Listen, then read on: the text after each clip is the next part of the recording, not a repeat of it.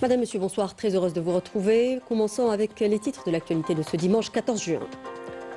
Le Premier ministre Sefer Riyeb a présidé ce dimanche à Alger la cérémonie d'installation du conseil d'administration de l'agence algérienne de promotion de l'investissement l'API. Le but étant d'améliorer le climat des affaires et renforcer l'attractivité de l'économie nationale.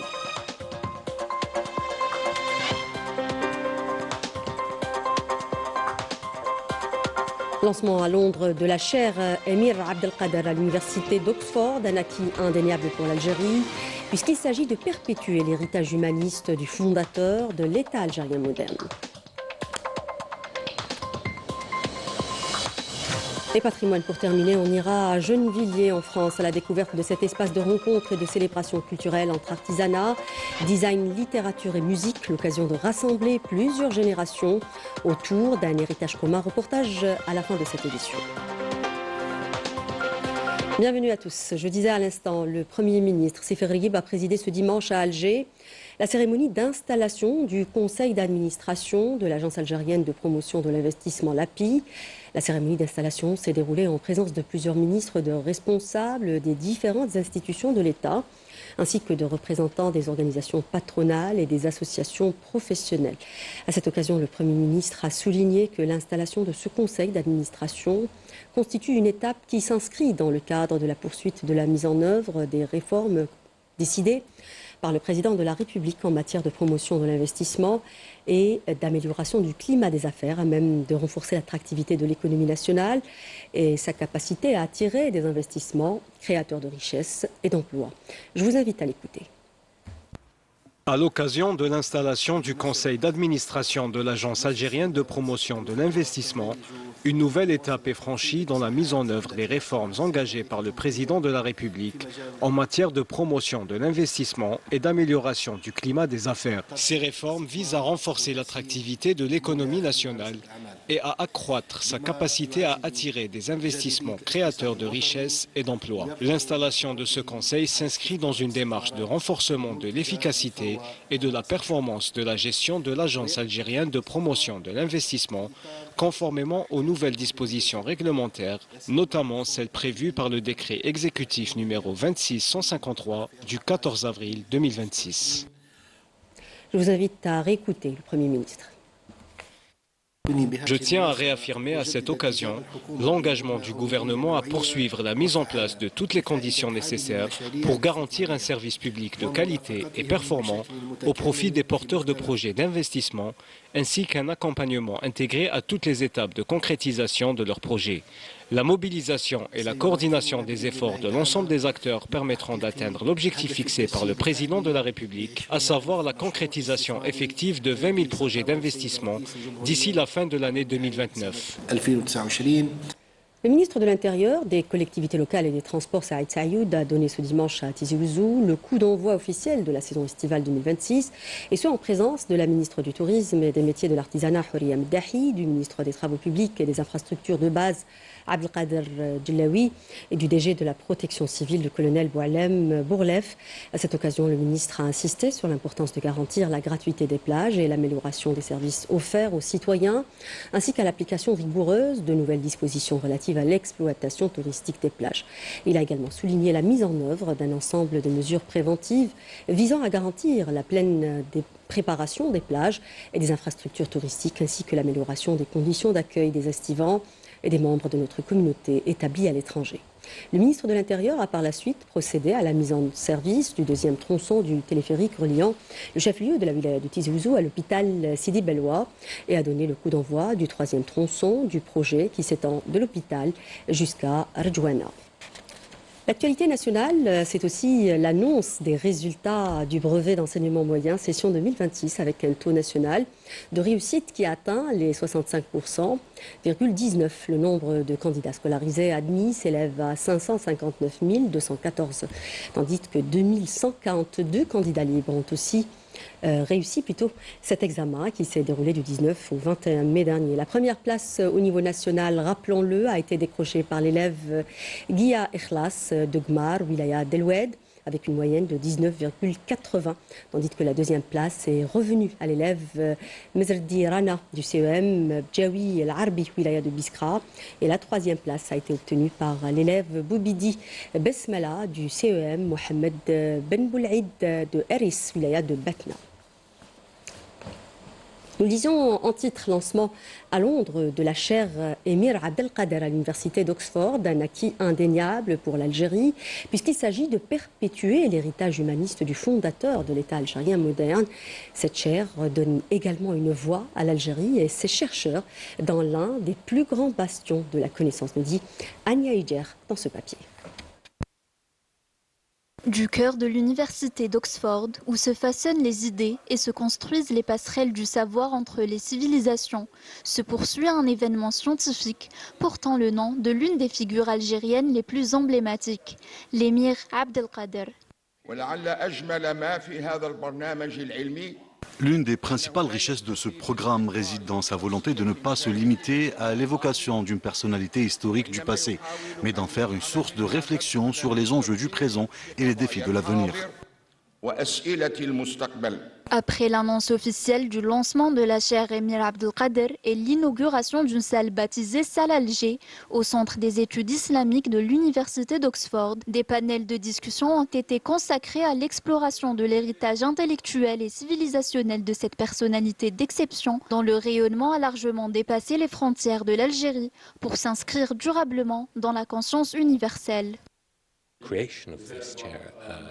La création de cette chaire académique à l'université d'Oxford nous permettra d'approfondir ce travail et d'en élargir la portée tout en renforçant les échanges et la coopération académique entre le Royaume-Uni et l'Algérie sous de multiples formes. Il est particulièrement significatif que ce nouveau programme porte le nom de l'émir Abdelkader en raison des valeurs humaines, intellectuelles et civilisationnelles qu'il incarne.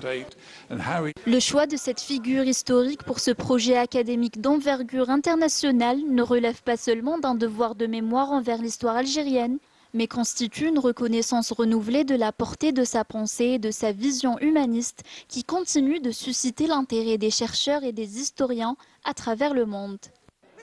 C'est un événement remarquable à tout point de vue car il met en valeur la richesse culturelle de l'Algérie et braque les projecteurs sur la personnalité de l'émir Abdelkader.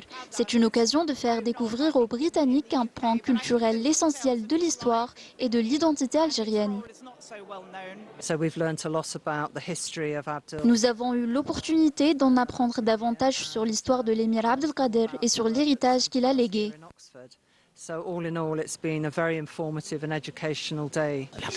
Nous félicitons les Algériens ainsi que la communauté arabe et musulmane. Il s'agit d'un acquis particulièrement important.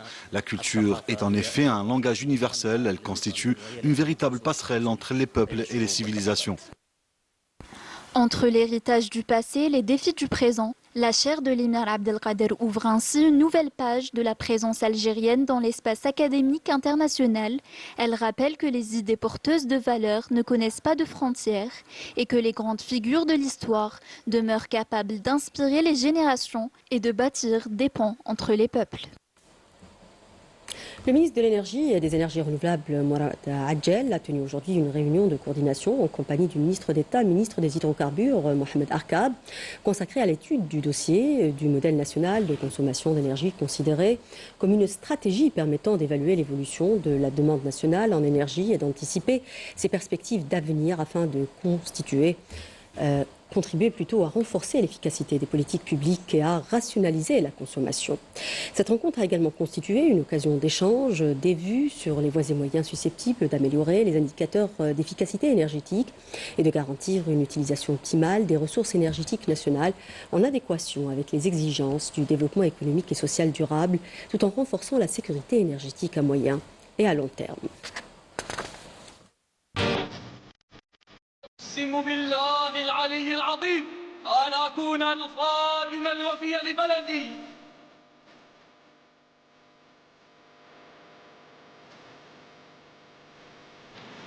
أمانتنا تضع أمانة في أمامكم وقبل الأمانة أصول ودياء تدافعون حتى آخر قطرة من دمائكم.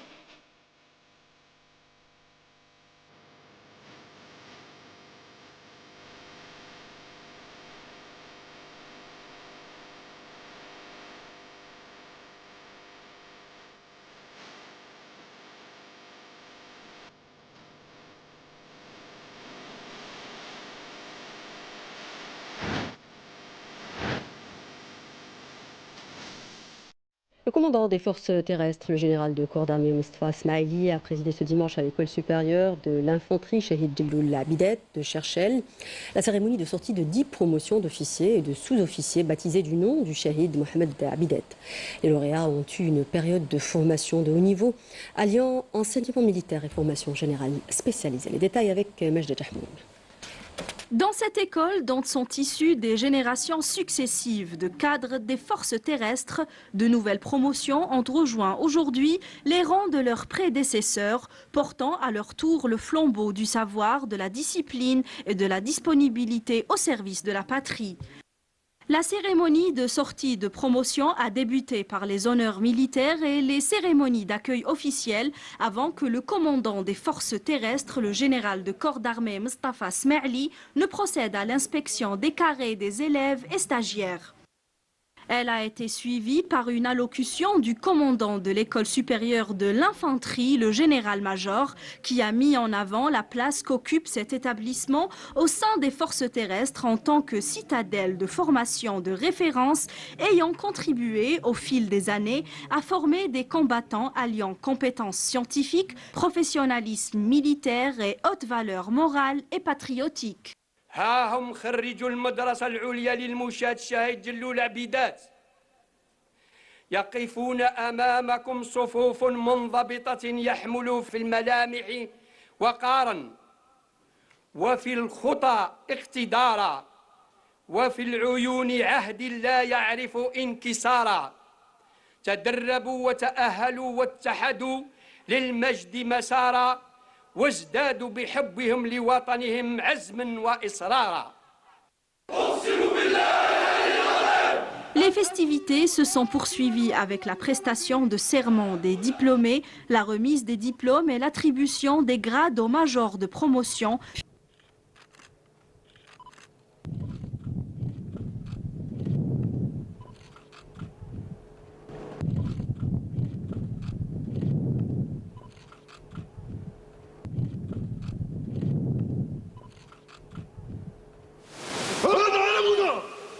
Puis la remise de l'emblème de l'école par la promotion sortante à la promotion montante dans une scène illustrant la continuité de la mission et des traditions militaires. نطلب من سيادتكم الموافقة على تسمية دفعتنا باسم الشهيد البطل عيدات محمد. Le commandant des forces terrestres a ensuite approuvé la dénomination de la promotion du nom du shahid héros Mohamed Idet. Par la suite, les promotions diplômées ont exécuté des démonstrations et défilés militaires au cours desquels les diplômés ont fait preuve d'un haut niveau de discipline, de coordination et de maîtrise au rythme des formations musicales militaires. À l'issue du défilé, le commandant des forces terrestres a visité les différents stands des journées portes ouvertes où il a pris connaissance des moyens et équipements pédagogiques mobilisés dans le cadre de la formation. La cérémonie s'est achevée par un hommage rendu à la famille du shahid héros Mohamed Idet en reconnaissance de ses nobles sacrifices au service de la patrie.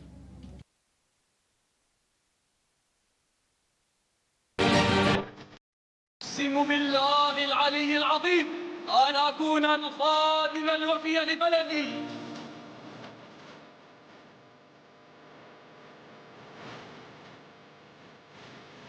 أمانتنا تضع أمانة في أعناقكم تقبضوا الأمانة أصول وديها ندافعون حتى آخر قطرة من دمائكم.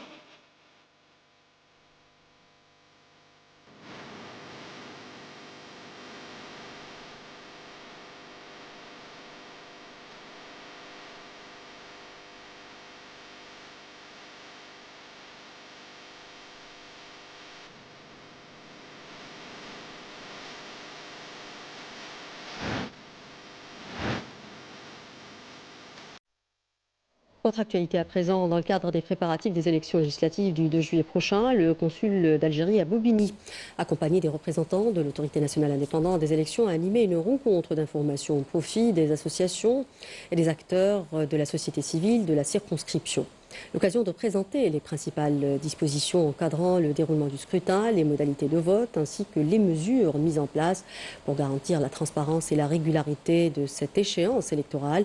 Les participants ont également été sensibilisés au rôle que peuvent jouer les associations et les relais de proximité dans la diffusion de l'information au profit des membres de notre communauté, notamment en matière de participation citoyenne.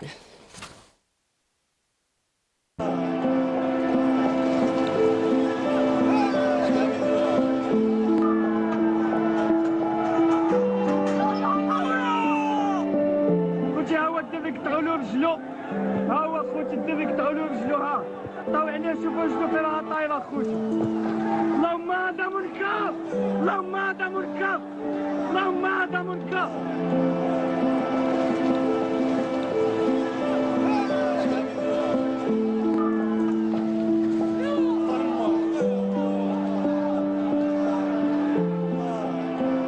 اللهم أرنا عجائب قدرتك في الظالمين يا أرحم الراحمين يا رب العالمين اللهم أرنا في الظالمين آية ولا تجعل لهم غاية يا أرحم الراحمين يا رب العالمين.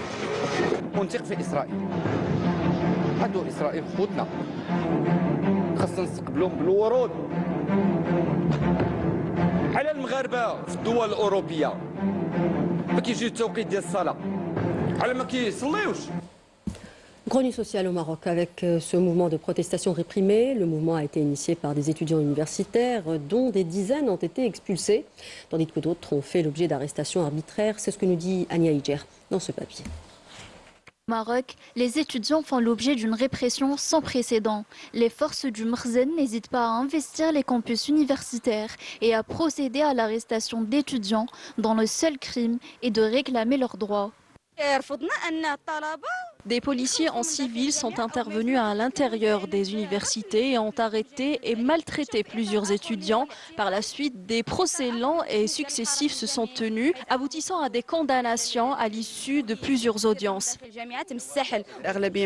La plupart ont été condamnés à 2 mois de prison ferme. Certains ont déjà purgé leur peine, tandis que d'autres attendent toujours la décision en appel après plusieurs jours de mobilisation devant la faculté. Restés sans réponse, ils ont décidé de porter leurs revendications devant le ministère. Les étudiants marocains voient leurs revendications les plus élémentaires se heurter à des persécutions au sein même de l'université où leurs droits sont régulièrement bafoués. Nous sommes victimes d'arrestations jusque dans l'enceinte de l'université. Nous faisons constamment face à la même politique de répression et de ciblage. Ils nous ont arrêtés puis emmenés au commissariat où nous avons été interrogés. Nous y sommes restés 72 heures. Ensuite, nous avons été présentés devant le juge après une série d'audiences. Le verdict est tombé, 2 mois de prison ferme et une amende de 500 dirhams. Décidément, le Mrzen semble déterminé à humilier et opprimer des étudiants qui ne demandent que de meilleures conditions d'études avec le versement de leur bourse et l'accès au logement universitaire.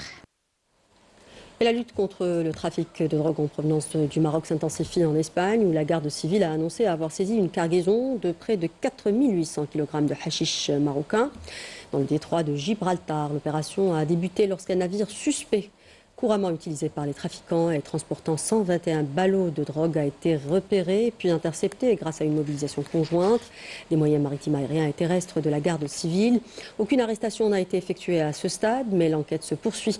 De nombreux réseaux de trafic sont régulièrement démantelés en Espagne dans le cadre de la lutte contre le trafic de stupéfiants en provenance du Maroc, premier producteur mondial de hashish et source principale d'approvisionnement pour le marché européen. On en vient au sport avec la préparation de l'équipe nationale algérienne qui s'attelle à régler les derniers détails avant son premier match mercredi à 2h du matin, heure algérienne. Et ce face à l'Argentine, une rencontre qui s'annonce difficile, c'est ce que nous dit Ramzi Mhamdi. Regardez.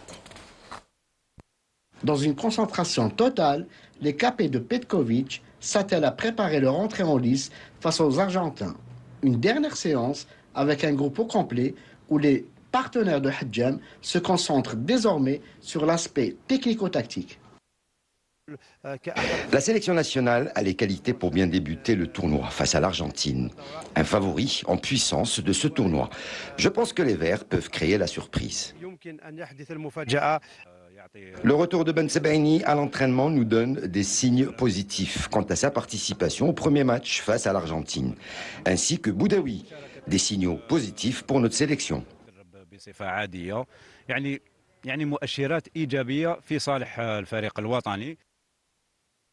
Le match face à l'Argentine est certes important eu égard aux qualités de l'adversaire, mais qui nous donnera aussi les véritables signaux sur l'état de forme des Verts pour aller le plus loin dans la compétition. Je pense que la sélection algérienne est une équipe respectable et très dangereuse. Elle l'a démontré lors de ce stage avec un groupe qui se complète de grands joueurs, à l'image de Riyad Mahrez. Dans cette atmosphère studieuse, les Verts peaufinent les derniers détails avant le grand rendez-vous face à l'Albiceleste, mais aussi contre la Jordanie et l'Autriche. Et justement, à quelques jours de l'entrée en lice de la sélection nationale mondiale, l'engouement autour des Verts se fait déjà sentir aux États-Unis, à Lawrence, dans le Kansas.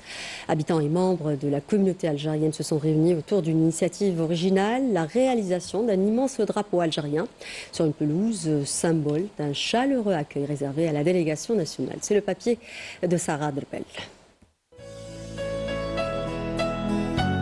Quand un artiste américain reproduit le drapeau algérien sur une vaste pelouse, on comprend vite que l'événement dépasse le simple cadre sportif. La présence de l'équipe nationale à Kansas City a créé une atmosphère particulière qui n'a laissé personne indifférent. Yeah, we're out here today. We have a local artist named Stan Hurd, who is a Lawrence local, and Nous sommes ici aujourd'hui avec un artiste local, Stan Hurd, originaire de Lawrence. Depuis 2 mois, il travaille sur cette œuvre pour réaliser ce drapeau algérien. Comme vous voyez, juste derrière moi, il y a une très belle ambiance. Tout le monde est là, vêtu de rouge, de blanc et de vert. Lawrence has been so excited since the first day that we heard Algeria. Depuis le premier jour où nous avons appris que l'Algérie allait venir dans notre ville, Lawrence est en effervescence. Il y a eu beaucoup de rumeurs, combien de personnes allaient venir, comment tout cela allait se dérouler. Et au final, c'est encore plus beau que ce que nous avions imaginé. Our best side, so you're bringing out the best in Lawrence. And Lawrence is pretty good. Tahiyat Deshaya. Et lorsque des bénévoles américains offrent des t-shirts aux couleurs de l'Algérie, c'est toute la passion et l'attachement de la communauté algérienne qui se transmettent à ceux qui l'entourent. Des scènes où le vert, le blanc et le rouge se mêlent à la convivialité, au partage et à l'amitié. Honestly, Stan, I reached out to Stan. Vous faites ressortir ce qu'il y a de meilleur à Lawrence et Lawrence a déjà beaucoup à offrir. Honnêtement, Stan et moi avons pris contact l'un avec l'autre, puis nous avons commencé à organiser tout cela avec la communauté algérienne installée ici. It's like our second home. La majorité des matchs داروها في الويكند, ça fait plaisir. يجوا la plupart منهم يجوا يتفرجوا. إن شاء الله يفرحونا و 1, 2, 3, viva l'Algérie. Une belle illustration de ce que représente le football aujourd'hui, un langage universel qui unit les cultures et rapproche les peuples autour des valeurs de respect et de fraternité. Patrimoine pour clore ce journal. Dans de nombreuses régions d'Algérie, Tejmat est le lieu où l'on se retrouve, où l'on échange et où l'on construit la vie collective. C'est cet esprit que les organisateurs ont voulu recréer à Gennevilliers à travers de journées de rencontres, de découvertes et de célébrations culturelles entre artisanat, design, littérature et musique. Le festival a rassemblé plusieurs générations autour d'un héritage commun. C'est le reportage de Afef Blouchette. Regardez. Pendant 2 jours à Gennevilliers, Tejmat a recréé ce que son nom signifie depuis des siècles dans de nombreuses régions d'Algérie, l'assemblée du village, ce lieu où l'on se rencontre, où l'on échange, où l'on transmet. On souhaite rendre hommage à cette organisation millénaire et ancestrale qui existe maintenant depuis des siècles en Algérie, du nord au sud de l'Algérie. On voulait mettre en lumière et rendre hommage à cette organisation et aussi la transmettre à la nouvelle génération et la faire connaître à la communauté algérienne ici établie en France. Nous avons un programme assez riche, des conférences sur l'architecture de la maison traditionnelle en Kabylie, aussi dans le sud de l'Algérie. Et puis nous avons aussi d'autres activités Au fil des années, les visiteurs découvrent une Algérie plurielle où l'artisanat, la littérature, le design, la musique et le savoir-faire ancestraux dialoguent avec la création contemporaine. Le festival rassemble près d'une quarantaine d'exposants venus partager une même ambition, préserver un héritage tout en le faisant vivre. Parmi eux, la fille du célèbre archéologue et ethnologue algérien Rachid Sadegh. Elle poursuit aujourd'hui l'œuvre de son père en rééditant le recueil des motifs berbères qu'il a patiemment collectés durant un demi-siècle. Des motifs anciens, mais pas que, des traditions ressuscitées également. Ce que ma mère m'a raconté, c'est des collets qui étaient utilisés autrefois par les mariés pour pouvoir sentir bon. Une mémoire précieuse que beaucoup d'exposants mettent en avant. Parce que nous, on cherche la qualité, on cherche l'originalité aussi. Et en plus, toute l'Algérie, Tapino Khachla, Pneb de Tlemcen, Bandi de Bouchada. Mais à Taj Mahal, le patrimoine ne reste pas figé dans les vitrines. Il inspire une nouvelle génération de créateurs qui le réinterprètent pour le rendre accessible au quotidien. Des affiches qui célèbrent les villes algériennes à travers un regard contemporain. Le concept est né d'une volonté de partager un savoir, une connaissance ou un savoir que j'avais, parce que je suis architecte de formation. J'ai fait mes études en Algérie avec une petite inclinaison spécialité en patrimoine. Des accessoires de mode qui revisitent les motifs traditionnels. Ça, c'est le modèle héritage. C'est le zélige, le patrimoine, le zélige de Tlemcen, et avec un petit DZ à l'intérieur. Ou encore des livres illustrés qui invitent les plus jeunes à découvrir l'histoire, les paysages et les cultures de l'Algérie. L'idée, c'est de proposer un voyage initiatique autour de 6 villes d'Algérie et de proposer 25 illustrations par livre et des repères culturels pour les tout-petits. Autant d'initiatives qui témoignent de la vitalité de la création algérienne contemporaine, un travail salué par le designer Chafer Ghasmi, figure connue du design algérien. C'est comme ça qu'on peut avoir un futur. Moi, je pense toujours pour avoir un futur, il faut s'ancrer dans le présent, mais en s'inspirant du passé. Jeunesse qui puise dans ses racines pour inventer une nouvelle forme d'expression, car c'est précisément cette diversité que les organisateurs ont souhaité mettre à l'honneur.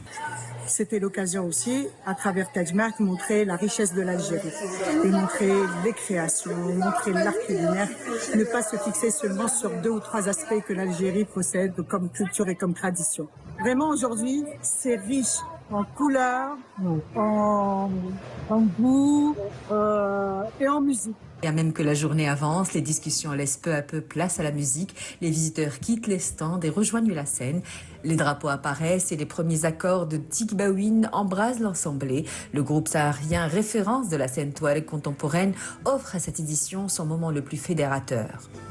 كاع الناس عرفوا واش معناتها كلمة تاج معك، دونك تاج معك اللي هي كلمة عندها وزن كبير بالنسبة لنا، لأن يعني تاج معك عند خوتنا القبائل اللي هي حاجة اللي ديما تجمع على الخير وتجمع على الحوايج اللي ناقصة في المجتمع وتكملها. دونك حنا اليوم رانا فرحانين لأن نمثلوا هويتنا اللي هي عندها آلاف السنين، واليوم نحن نمثلوا ثقافة يعني اللي هي متجدرة. Les guitares du désert répondent aux percussions, les chants traînent les danseurs, les générations se mêlent dans une même célébration, sous les couleurs traditionnelles parfois accompagnées du fennec devenu emblème de toute une génération de supporters. La fête se prolonge jusqu'au tard dans la soirée, comme dans le Taj Mahal autrefois, chacun trouve sa place dans le cercle. Voilà qui termine ce journal. Merci de l'avoir suivi au nom de la rédaction qui l'a préparé et de l'équipe technique qui l'a réalisé. Je souhaite une excellente suite des programmes sur notre chaîne. À très bientôt. Bonne soirée.